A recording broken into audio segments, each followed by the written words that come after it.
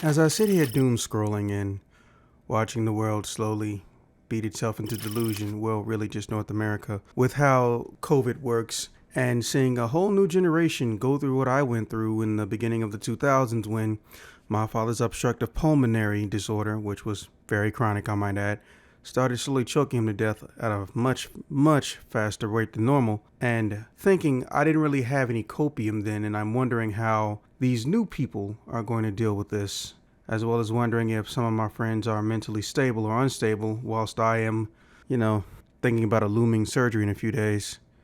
A thought occurred to me. Yo, what if that's not actually John?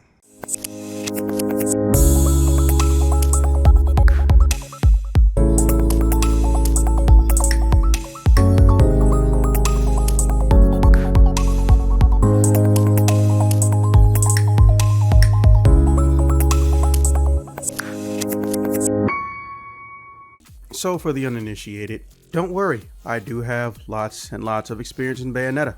In particular, besides going through the entirety of the Bestiary Index and various other quote-unquote red grave notes, I've been consulting with about 6 or 7 people, and I just want to present something unique I've come across. Just so we're clear, again, these fall under the realms of theories/opinions, and don't expect these to go into some hyper level of detail. I am not Raccoon. His pimp status was confirmed a long time ago, and I have no plans to dethrone him. Now let's get into it. So for about, I want to say the past 2 or 3 months, something has been sticking out in my head, but I wasn't really sure on it, because this wasn't so much a situation of figuring out where things happened in the canon, so much as what's canon and what's not a joke, or what's an implication. It's not very commonly mentioned, well, unless you go through, documentary material and documentary videos, but as we all know, Bayonetta and Devil May Cry are intrinsically linked, but they're not intrinsically linked in the traditional sense of they share staff members and they share some of the same development and designers for both of the franchises respectively. It's more along the lines of legally they can't do and say certain things, so they imply certain things, and it may have led to some things that were said in a joking manner, but you can't really interpret a coherent way or get proper context for.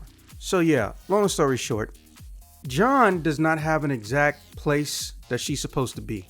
We know Bayonetta is pretty much sealed away by John, or it's heavily implied. She fucking says it. What am I thinking? But here's the thing. What happens to John after that? She becomes subject of Balder, or she is quote unquote secretly under some form of magical manipulation by Balder. But here's the thing. 500-year time gap. A lot of things can happen in that 500-year time gap. John didn't have to immediately be caught by Balder. She could have been on the run, and she could have been fighting angels that were tracking her down until eventually she lost, or after hundreds of years of thinking to herself, okay, I've done what I can, there's no need for me to continue what I'm doing, tried to live a normal life. Who's to say? At the end of the day, we really don't have a proper, for lack of a better term, analytical measuring system for John's character development. The 3 things we know so far that we actually know and are not opinions or guesstimations is that her day job pretty much involves being some form of a school teacher and occasional superhero under the name Cutie J. We know that she is, for lack of a better term, sloppy and is very disorganized in her living quarters. It was implied not only in some artwork, but it was stated by the person who drew the artwork that their personalities as far as how they approach things are somewhat opposite, the opposite being a Bayonetta. So, although they both look refined in public, when they are in private, John is a messy ass slob, much like a freshman at college. So, here's what I'm thinking. The Umbrans love their hair.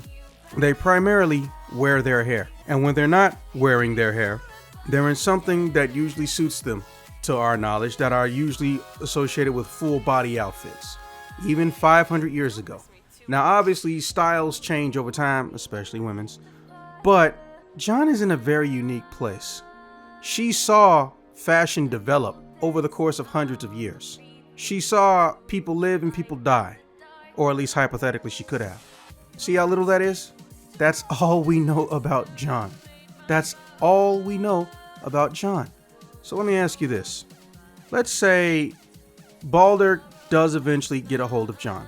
John does not know where the eyes are, or rather, Balder doesn't have some form of mind control and proper torture that may make her disclose the location. Personally, I'm under the impression Balder never actually knew that John had hid the shit in the first place, because she killed every angel that was in the immediate area, or at least maybe Bayonetta did, and no one saw her get thrown into the ditch inside of the coffin. I'm pretty sure, because we always have a flashback to that point in time, the Vigrid War from 500 years ago will go into more details of what the fuck went down and what the fuck happened. I damn near guarantee you that we're gonna go back to that point in time again. Am I annoyed by it? Kinda. You know, if you want to give me some backstory, especially with things that could take less than, a 2-minute cutscene, let's not put them at the end of a trilogy story arc. And no, I'm not saying Bayonetta 3 will be the last Bayonetta. As we all know, if it makes money, it will continue in some way, shape, and form. Follow me on a trip through John's life.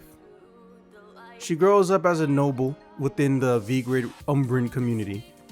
Then, Balder shows up, fucks everybody up, and of course we don't know that Balder's been messed around with by Lopter at this point in time. Balder gets a hold of John after Bayonetta has been secretly taken away, because we all know that's what he came for. She runs away, tries to change her name, hide her identity, or maybe just not look all Umbran and shit. Let's just say maybe at some point in time, she bumps into a soulsmith much like Rodan. For those who aren't sure what I mean by soulsmithing, go see my old video, but the short version is people who have the ability to manipulate souls into altered forms. Sometimes weapons, accessories, rings, blah blah blah blah blah. Because John is not hanging out with Rodan and doesn't even have a relationship with him until after the events of Bayonetta 1. And as we all know, John and Bayonetta's guns do not look the same 500 years ago. So if Rodan made Bayonetta's new guns, because we never get to see whatever old one she was using, at the beginning or after the tutorial really of Bayonetta 1, and John's guns have pretty much not changed since Bayonetta 1, and she's been away for 500 years, there's somebody else out there who can do the same things as Rodan. Could it have been Balder? Yes, that's definitely a potential. However, let's be real. There's just an untold story relating to John's entire background that we have yet to delve into, which is why I'm hoping that's actually something we can do. In 3, I mean. So, John has a family, but she realizes angels are coming or angels are killing her family or trying to kill her family to find her. She separates herself from them. That character, besides possibly being male, could be a descendant of hers who considers themselves an anti-witch, or they possibly don't know the origin story of why angels are trying to kill them or wipe them out, and they just think it's their ancient foremother John's fault that, God or angels are essentially trying to kill her whole family. And he and or she could think that if I can just kill John, or if I can keep killing Johns or kill the witches, that these angels will leave me alone and go away, not knowing that they're being manipulated into this. Now, slightly alternate version of this theory. I won't even call it a second theory. I'll call it more like a 1.5 if you will, or just a 0.5. This could be a hidden child that John had that she somehow lost track of, or maybe since Balder was doing the whole mind wiping bullshit that never really got shown or explained correctly, John did have a child. John was later on discovered and found out and was in hiding, but Balder was basically training her to replace John because he felt like if you get a child young and you groom them correctly, you can manipulate them to be able to do many, many things. And I know that sounds very, very twisted and dark, and it may open some wounds for some people listening to this. And I understand that, and I'm sorry I opened whatever door I didn't know that I wasn't supposed to. This is a bad guy we're talking about, who basically engineered mass slaughter and sacrifice to create more angels and manipulate an entire nation island just to be able to get what he wanted in Bayonetta 1. Mind you, this isn't regular Balder. This is Balder Lopter, but there's not really a proper name for that, so I'm just saying Balder, because we're going off of what he was called in Bayonetta 1. He knows that John could be a possible liability, or he could think John is my strongest asset, I want to make more Johns, or I want John to continuously procreate, or it could be a clone instead of a child. Yeah, crazy shit. But yeah, that's all I had to say on that. So just to summarize, there's a possibility this new person, who's supposed to be implied to be an angel slayer, a witch slayer, could be a descendant of John's who doesn't know that they're fighting on the wrong side because for some reason they were left out of the 500-year war loop. A clone of John that was corrupted by Balder, or was trained by Balder specifically to be able to fight and kill witches.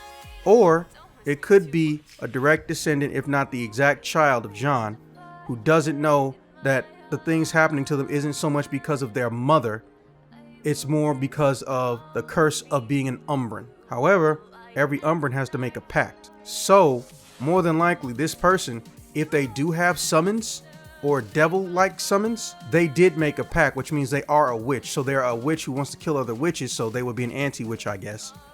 However, if they don't, that could open the door to the cloning possibility, or a biological relative, more like a son or something. Because, well, males aren't supposed to be witches. If memory serves, in most mythology, a male witch is a warlock, or they're referred to as a warlock. However, that kind of knowledge may not have even, necessarily come across the desk of whoever wrote the story in Japan. Yes, I know people say Kamiya, but Kamiya doesn't write alone, or at least I hope he doesn't. And that may be who that is that we see.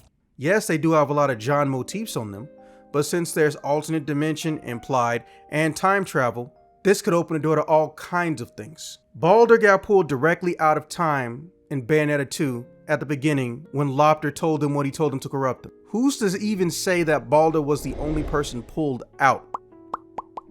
This other person could be some insurance plan for all we know. But yeah, that's pretty much it. I am under the belief that whoever this is may not necessarily be John. They could be clone John, alternate dimension John, or corrupted version of John. Or we could all be reading too much into this and they just wanted to show us a preview of what John's gonna look like before we do a trailer devoted to John. And we're all gonna have, egg in our face. But hey, that's just a theory. A Bayonetta theory. Thanks for watching.